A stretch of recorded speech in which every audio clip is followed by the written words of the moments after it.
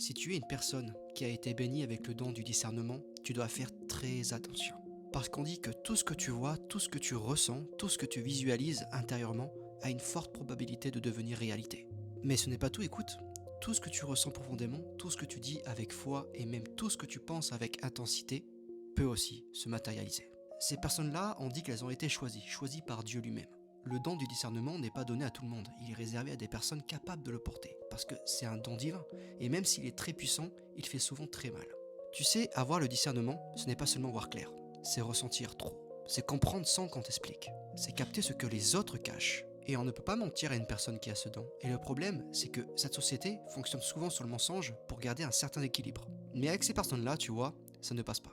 Elles sentent que quelque chose n'est pas sincère. Elles savent quand tu n'es pas à 100% honnête. Même si tu souris, même si tu parles bien, même si tu joues un rôle.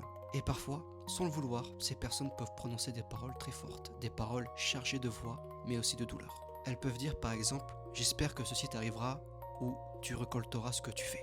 Et ces paroles, elles sont tellement dites avec émotion et conviction qu'elles peuvent devenir réalité.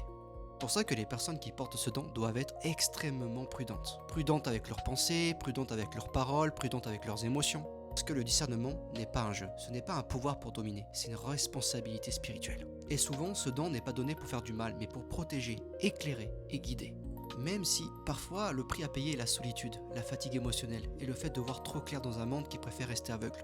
Et toi, qu'est-ce que tu penses de cela? Dis-le moi en commentaire.